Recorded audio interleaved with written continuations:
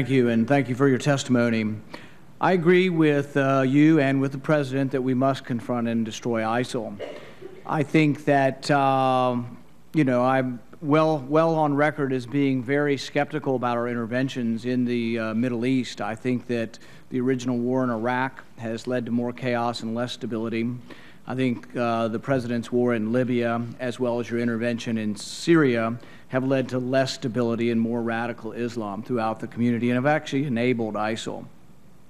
I do also and have been a frequent critic of Secretary Clinton for not providing adequate security, though, for Benghazi and for the consulate. So I do think that there is an American interest in defending our embassy in Baghdad as well as our consulate in Erbil, and I want there to be some message going forward from this hearing today that there is obviously bipartisan support for defending American interests in Iraq. However, I am very disappointed, though, in the President for not obeying the Constitution. The Constitution is very clear. It gave the power to declare war to Congress. And you can say, hey, we're going to come back when it's convenient, but we're going to be committing war for the next 3 or 4 months, and we'll do as we please. That's not what the Constitution intended. The interesting thing about the creative logic that's used to say that a vote in 2001 has anything to do with today is that it seems to be acknowledged that, well, that allows us to do anything with forces that may be associated with terrorism or al-Qaeda. One of the interesting things is, if you look at Ambassador Ford's testimony, he will say that moderate forces have and will tactically coordinate with al-Qaeda linked to al-Nusra. So the interesting thing, if we use your logic and say the 2001 AUMF can be used to justify this, well, the 2001 AUMF could be used to justify going after the moderate Syrian rebels who are associated with al-Qaeda. So I think really anybody who's intellectually honest would say that the people who voted in 2001 to go to war with the people who attacked us on 9/11, the people congregated in Afghanistan, has absolutely nothing to do with this. And really this committee, Congress, Senate, and the President are all abdicating their responsibility to vote for a new use of authorization of force, and that what you are doing now is illegal and unconstitutional.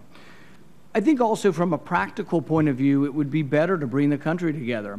I think we would galvanize more support. It would be a bipartisan war. And had the President been a great leader, he should have come before a joint Congress. Instead of going on TV, should have come before a joint Congress and immediately asked for a resolution, and there should have been a vote. That would have been true leadership. There would have been true bipartisan support, and then really there would be less carping on both sides. The President also used to believe this. The President ran, and it was one of the large reasons the public went for the President initially, is he said no President should unilaterally go to war without the authority of Congress. So I liked the President as a candidate on this issue, but not so much as a President. The other problem with this is that, who are these moderate people? Are there really moderate Islamic rebels in Syria? Here's a quote, and I'd like your comment on this.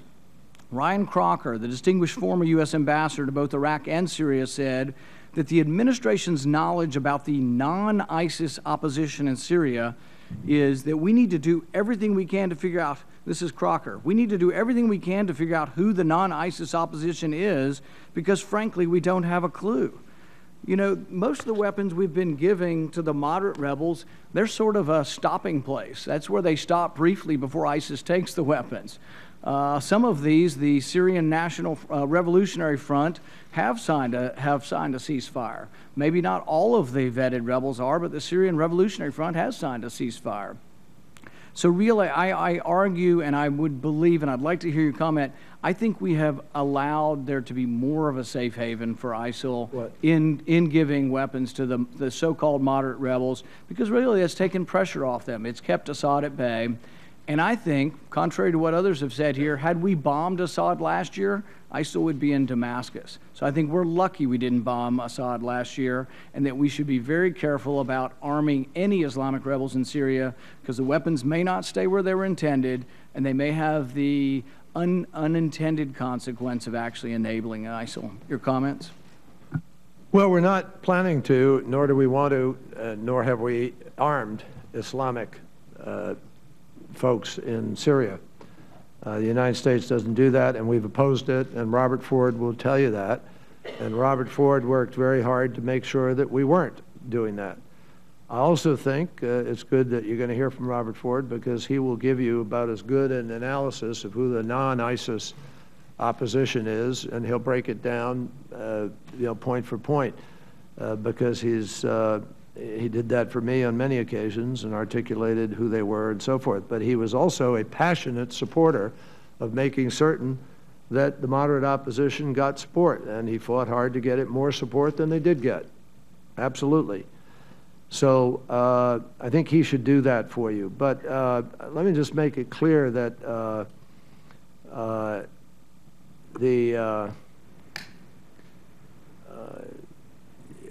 mean, I'm glad that you can guarantee that there would be a vote if the president sent something up here. I got 60 nominees. Some of them have been waiting more than a year to get a vote up here. And the chair and the ranking member have been terrific at helping to try to break them out. But they can't get a vote. So if you can tell the president you can absolutely guarantee a vote, I'd be really amazed. I find it unbelievable that if the president came before a joint session of Congress and asked for use of force, that he wouldn't get a vote. I find it unthinkable. There's absolutely no way that you can imagine that he would not get a vote if he asked for it. So really, let's be honest. Politics are engaged here. People don't want to have a vote for the election. They're afraid of this vote. People are petrified, not of the enemy, but petrified of the electorate. That's why we're not having a vote. Well, let me answer the first part of your question so that we make it crystal clear why the president is doing what he's doing. Because you are not insinuating, you are stating quite declaratively that the president has violated the Constitution.